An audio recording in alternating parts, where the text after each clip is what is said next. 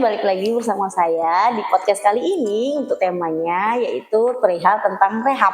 Nah, pas banget untuk tema kita kali ini, kita kedatangan tamu spesial kita dari Kacerengat, Bapak kita yang paling ganteng se-Kacerengat ini, Bapak Idrus. Mungkin boleh perkenalan dulu Pak ke teman-teman kegiatan kita. Terima kasih. Izin memperkenalkan diri. Nama saya Idrus Halomuan Hutagalung. Saat ini saya sedang menjabat di Kepala Bagian Perencanaan Keuangan dan Pemeriksaan BPJS Kesehatan Kantor Cabang Rengat. Mungkin itu perkenalan dari saya. Terima kasih.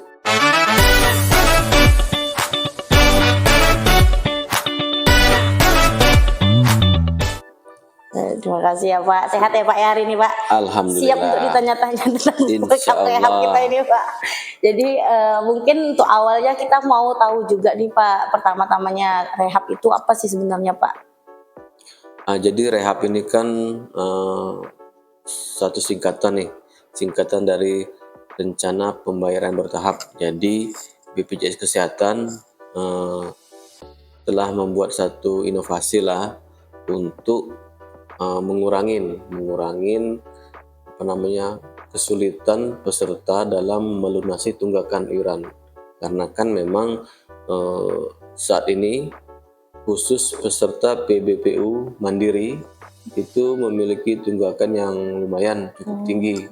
Nah, tentunya mereka itu belum bisa melunasi tunggakannya karena beberapa faktor. Jadi program rehab sendiri ini berawal dari pandemi COVID sebenarnya, karena pada saat pandemi COVID itu banyak pekerja mandiri itu yang kehilangan pekerjaan. Jadi usahanya tutup. Jadi itu salah satu daripada mereka tidak mempunyai kemampuan untuk membayar iuran. Sebenarnya iuran itu kan kewajiban per bulan, tapi karena kondisi ekonomi mungkin dengan pandemi COVID sehingga mereka tidak memiliki kemampuan untuk membayar iuran, sehingga iuran tersebut menggulung menjadi beberapa bulan.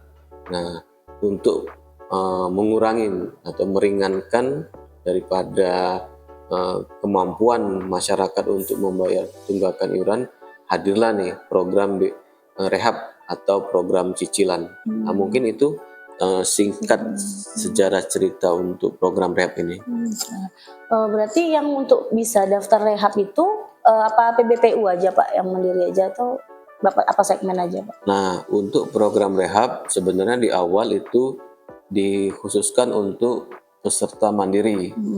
Peserta mandiri ini ada kriteria juga, yaitu kriteria peserta yang memiliki tunggakan di atas 3 bulan atau 4 sampai 24 bulan, ya kan? Jadi peserta mandiri itu seluruh kelas. Jadi kelas 1, kelas 2, kelas 3 peserta mandiri itu bisa mengikuti rehab asalkan memiliki tunggakan di atas 3 bulan. Namun di kesempatan selanjutnya, jadi ada juga tuh segmen daripada BPUBU. Jadi badan usaha, mungkin ada juga dari badan usaha kita, mitra kita yang karena pandemi COVID itu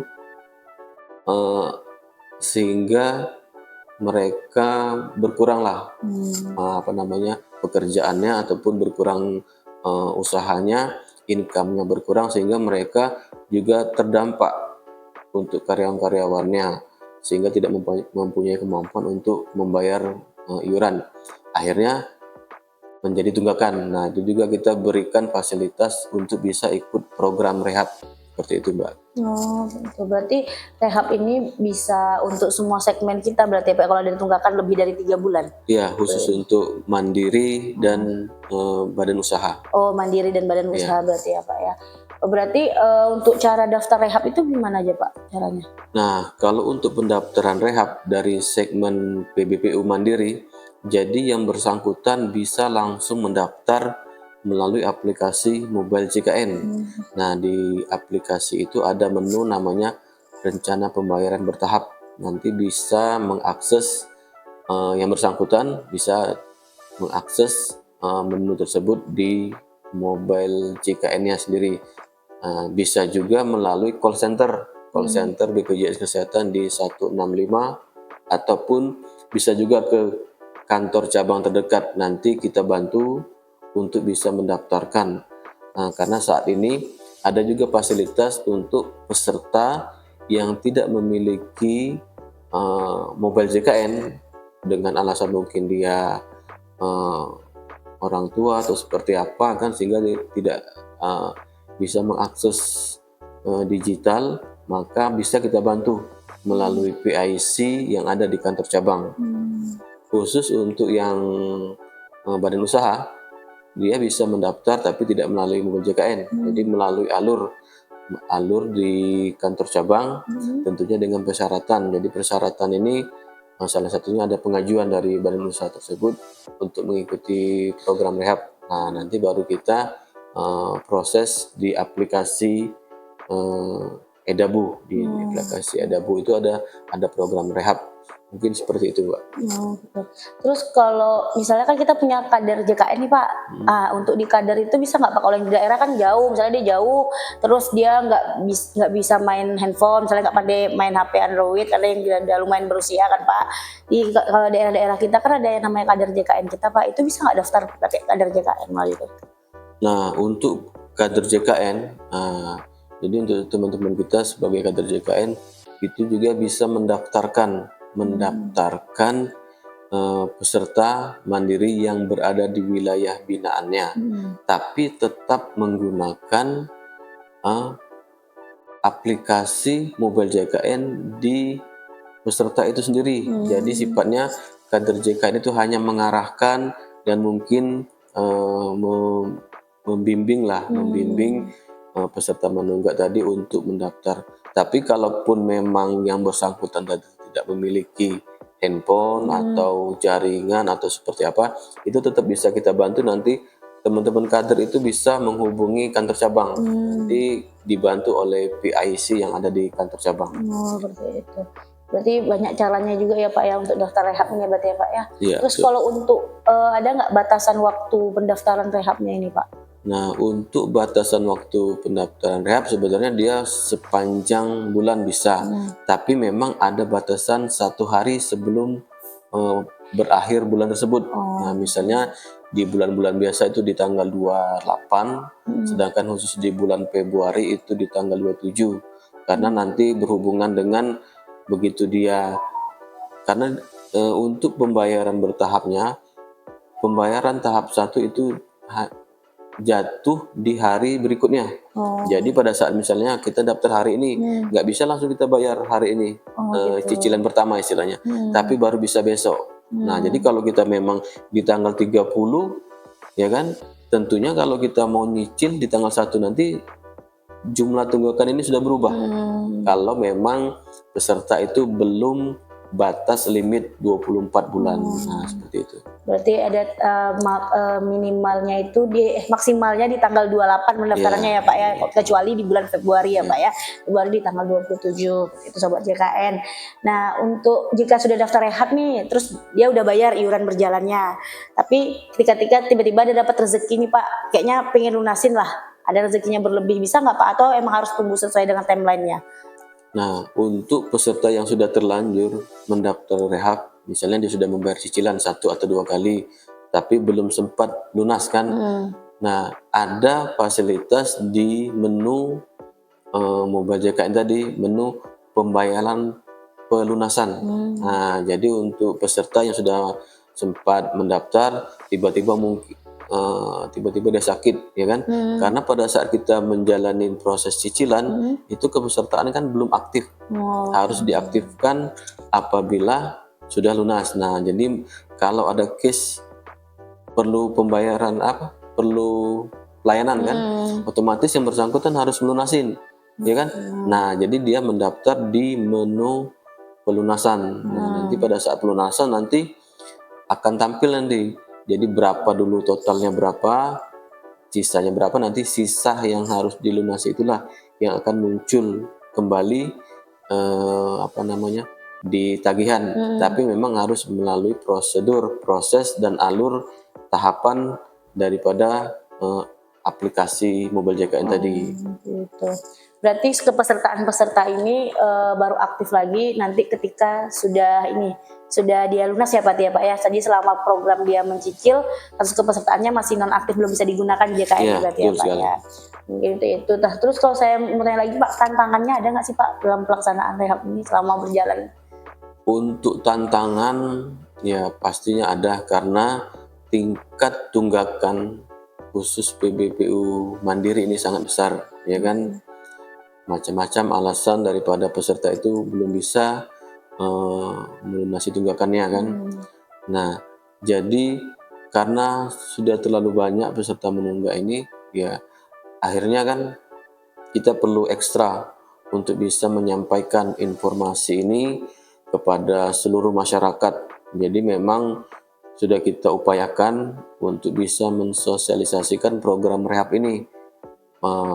Harapannya kan dengan terinfonya peserta, karena ada program rehab atau cicilan ini, ada keinginan dari masyarakat untuk bisa segera melunasi, karena apabila dia belum lunas kan belum bisa aktif. Nah, tapi memang tingkat kesadaran dari masyarakat juga itu yang menjadi hambatan.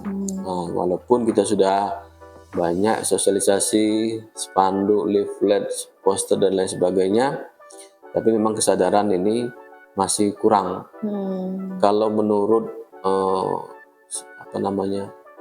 pengalaman baik dari kader JKN maupun dari pribadi kita, itu masyarakat ini kalau belum